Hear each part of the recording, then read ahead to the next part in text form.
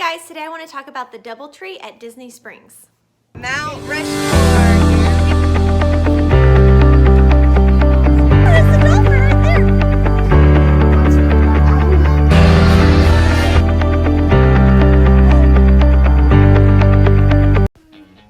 Alright guys, so here is our room. We were in room 304 and we used our app to do everything. So you can pick out your room on there. But this is the main living area, and I'm sorry it is kind of messy, but this room is great for 6. So 2 children slept there on the bed, and then it has like this kitchen area over here, which was really nice. You can do breakfast or just kind of whatever you need to do. But yeah, this is a really good sized room.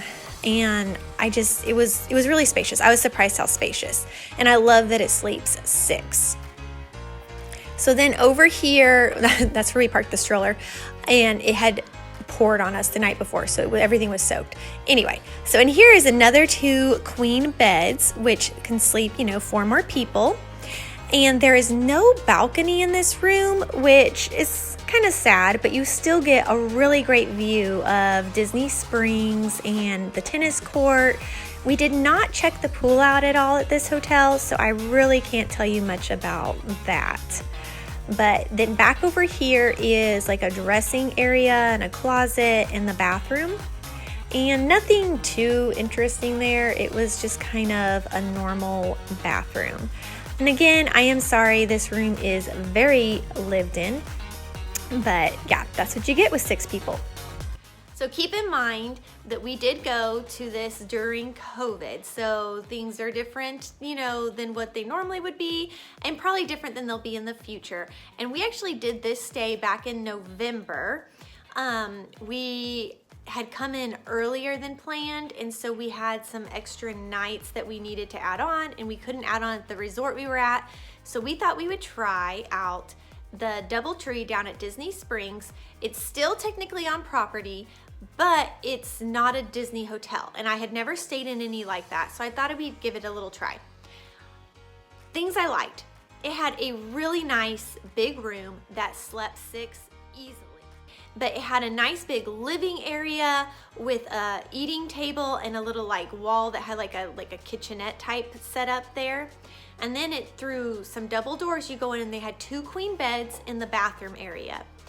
The couch in the living room pulls out to be a sleeper sofa, so you can definitely sleep 6. Plenty of room for a playpen or a rollaway crib or whatever you want to put in there. So really good room for a big family. It is still technically on Disney property, so that's nice because you get all of the amenities that come along with being on property. I do not know about the bus service though. They technically had a bus service that takes you from the hotel to the different parks, but we did not use it. You had to, and I think this is probably just because of COVID, but you had to register to use it and say what day and time and what park, and I didn't know. I'm like, we're gonna kind of wing it. Plus it was just for extra add-on time. It wasn't for our whole trip. And so we had our car, and we're just gonna drive. And that worked out for us. So I did not use their bus transportation at all, so I can't tell you much about how that works.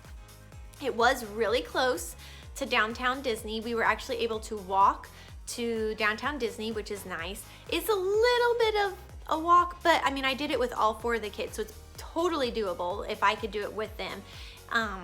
But it's not right next door. You have to walk a little ways. We passed maybe 3 hotels between us and Disney Springs, or I guess it's not downtown Disney anymore, Disney Springs. But yeah, so that was nice. And we actually, this was during the Christmas time, so we walked down there, and then we did the Christmas tree trail, and then we're able to walk back to the hotel. So that was nice. And then that first day, I think we went to Animal Kingdom. It was pretty close to whatever park we went to, so that worked out well driving. And then we stayed that night, and the next day we moved to the Grand Floridian, so totally different side of the property. But all right, so overall thoughts. Would we stay there again? Yeah, if we needed to, we probably would stay there again. It was a nice hotel. It was clean. It was convenient. Does it have the Disney charm? No, I really like staying on actual Disney-owned on-property hotels. There's just something about them that just feels more like magical, that more Disney feel. Even if it's not like a Disney theme, it still feels it just feels more Disney. And it's not just me, my husband and the kids kind of felt the same way. They're like, you know, this is nice, and yeah, it's technically on property, but it just doesn't feel special. Nothing really special about it. So I mean, if you're not looking for that, it's fine. Like I said, the hotel is nice, it's clean, it's on property still technically. So, I mean, it's a nice hotel, but it's not our first pick to stay again. And it worked out perfect as a quick add-on hotel when I just needed 2 extra nights. So that was nice. Things we did not like. Okay, so again, I don't know if this is just COVID or not, but there were no breakfast offerings. They do have like kind of like a little gift shop that had a few little things in it, but not much. So we needed to either go somewhere to get breakfast, which we did. We went and ate out breakfast, or you need to have it there with you. They did not have much in that offerings. Even the coffee, there's some coffee in the room, but coffee in the lobby they had, but they put it up at like 7:30 in the morning.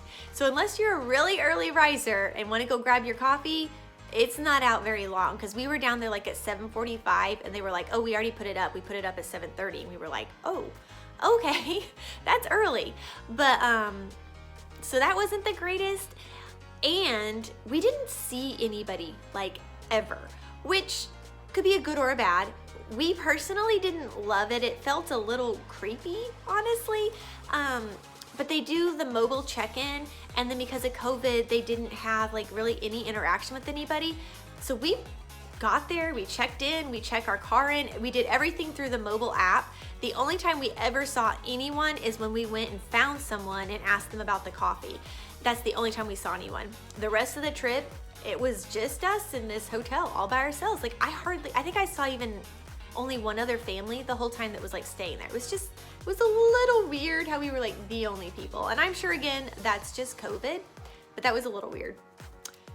All right, but overall, it is a nice hotel. It was clean. It is still on property if you're wanting something on property, and it is a lot cheaper than staying at a Disney-owned property. So if you're looking for something super close and on property, but it's more inexpensive, this might be a good option for you, especially if you're looking for something that'll sleep 6 people, because that is another thing that is hard to find, are hotels that sleep 6 people in one room. And all of these rooms are suites, so technically it's 2 rooms, but that's the way every single hotel room is in this hotel, and they all sleep 6. So that is a really nice thing if you have a larger family. But I hope this helped, and I hope this was informational. Talk to you all soon. Bye.